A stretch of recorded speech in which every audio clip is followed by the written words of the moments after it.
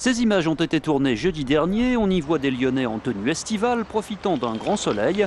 Mais aujourd'hui, changement radical de décor, ciel gris et parapluie, mercure en chute libre, à peine 8 degrés dans le centre-ville, soit une dizaine de degrés en dessous des normales saisonnières.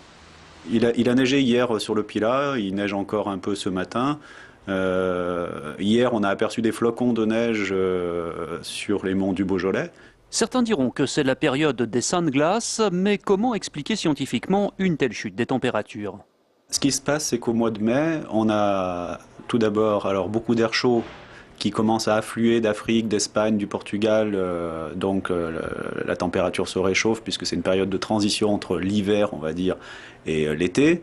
Donc on a des périodes très chaudes et en même temps on a encore des gouttes froides, des plaques d'air froid qui stagnent en altitude et qui descendent parfois des pôles. Donc on a des contrastes thermiques qui sont encore importants. La semaine dernière on avait un temps estival avec des températures de 28 degrés sur Lyon.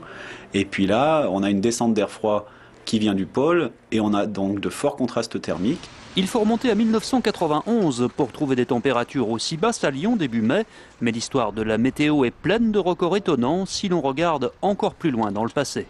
Au XVIIIe siècle, donc en 1758, il a gelé à Lyon la veille du 1er juillet, le 30 juin, et on pouvait observer de la glace sur toutes les flaques d'eau stagnantes.